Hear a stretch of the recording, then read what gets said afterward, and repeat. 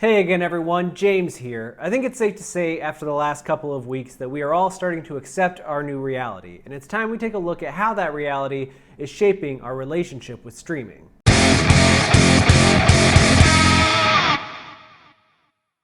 Before you get too bored with the idea that we keep making these videos about the coronavirus and COVID-19 and what's happening around the world as it relates to the music industry, fear not. We're going to be doing some videos on other things in the weeks ahead, but right now things are changing so fast that we just have to keep addressing them as they develop so that we can make the best decisions for ourselves and for your careers moving forward. So over the last 2 weeks, we've taken a look at what the postponement and cancellation of virtually all tour plans has done to the music industry, and we've also given you advice on what artists should do with all the time they now have on their hands.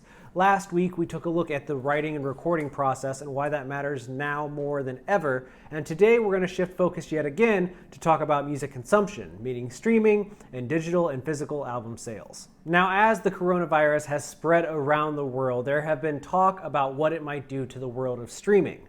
Obviously, if you're somebody that watches a lot of Netflix and Hulu and Amazon and so forth, you've probably been spending a lot more time watching all of those channels, consuming original content, your favorite films, what have you. But there's been a different impact on the world of music, and that's what the industry is kind of talking about this week. According to multiple sources, but most notably Rolling Stone, streaming music worldwide has been taking a hit over the last 2 weeks. And last week, the amount of consumption per person around the world was down roughly 10% at a minimum. Some areas saw harder hit statistics, such as the top 200, and that's starting to cause a lot of concern in the industry. You know, it's no secret that physical album sales have been declining year over year since the dawn of streaming around 2010, and those numbers are actually even worse than what we're seeing in streaming. Last week alone, physical album sales were down 27% compared to the week prior, and Amazon has announced that it's not even planning to ship any orders for new physical music until at least April 5th, which is causing a lot of frustration,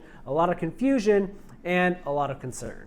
Most people around the world are not working their normal 9-to-5 routine right now. And if they are working, a lot of them are doing it from home. Sure, there's still a segment of the population that are still commuting to work every single day, and those people are probably consuming music about as much as they always do. But for everyone else, the people that are working from home, the people that are just at home because their jobs aren't happening, and the people who are unemployed, there's a lot less time available for just listening to music. I mean, a good portion of most people's listening time takes place during their commute to and from work. And then there's also all of the businesses that play music around the clock, at least 9 to 5 every single day, if not longer. With those businesses not open for the time being and people not commuting, that's a lot less time people have to listen to music. And the idea of personal consumption in the household certainly still exists, but when everyone is home, the wife, the kids, all the animals, and taking care of everyone all at once, if you want to have any time together, putting on a record isn't usually most people's first choice. It's streaming videos or playing games or something that involves getting everyone together.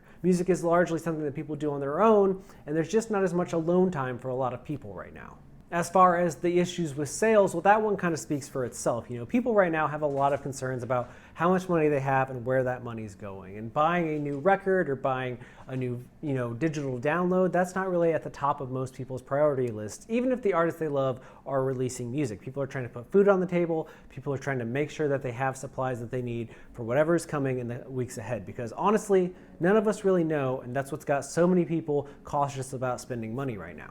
There's also this kind of existential crisis happening right now. You know, the world as we know it has never really faced a moment in time like what we have right now. And I know that you've probably heard the word unprecedented thrown around a lot, and it's honestly driving me crazy how much people say it, but there is some truth to it.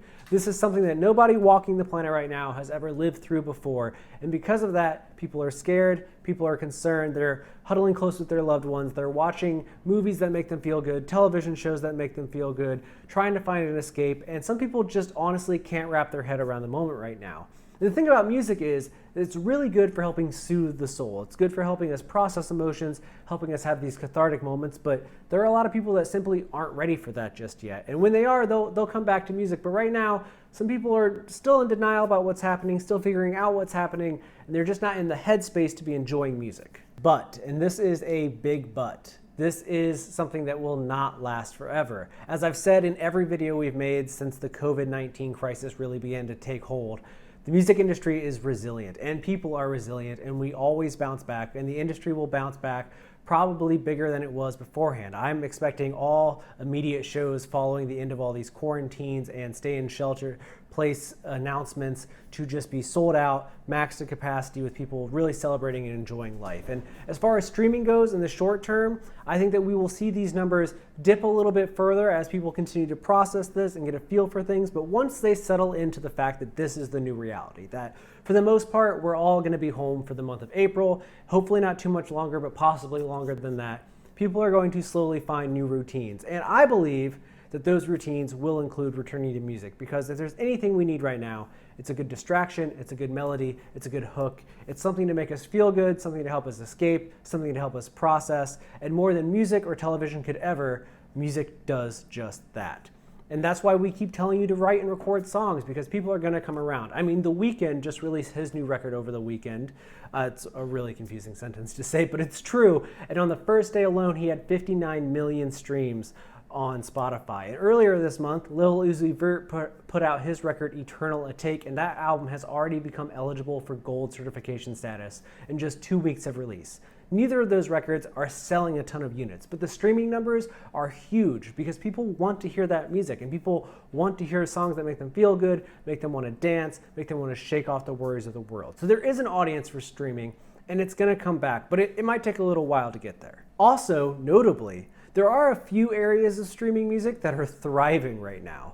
First and foremost, classical has seen a 5% rise in listenership this month, and folk and children's music has also seen substantial bumps in their overall listenership worldwide. Now, the children's one is pretty easy to understand. People are home with their kids who are all out of school, they're putting on music. But folk and classical, well, that's just music that soothes people's souls and makes them feel good. It's something they can put on in the background. It's easygoing. It's just something that fills the room with some kind of noise, and it's not, white noise. It's something a little bit more happy, a little bit more enjoyable, and people are flocking to it. And those numbers will probably continue to increase in the weeks ahead. But if you exist in a world outside of that, which I believe most of our viewership does, then fear not, because people are coming. And before they ever go back to the top 40 or the top 200 or whatever chart you're looking at, they're going to turn to the artists that they love the most, the people that they feel the closest connection to.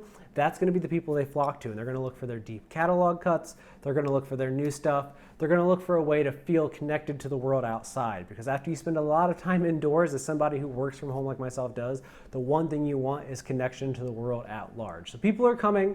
They're going to come back. They're going to be excited about your music. And in the meantime, keep following our advice to do things like live streams and updating your fans on what you're working on. And if you have the ability to record, but stay active, stay passionate, and stay driven. I know that right now is really scary, but it's coming back. It's all going to come back around, and people are going to need music more than ever, so don't give up. And if you need more encouragement or you have questions about the industry, we've been getting some fantastic questions as of late. Please drop a comment below or send us an email or whatever you want. And if you haven't already done so, please subscribe to this channel. Music Biz is only possible because of support from people like you. And if you've already done that, then we are grateful for your support. And if you haven't, well, welcome to the community. Consider this your introduction moment. Hi, it's nice to meet you. My name's James, and we will be back soon with even more content. So until then, the one thing we ask at the end of all of our videos is that you take care of yourself, because you deserve it.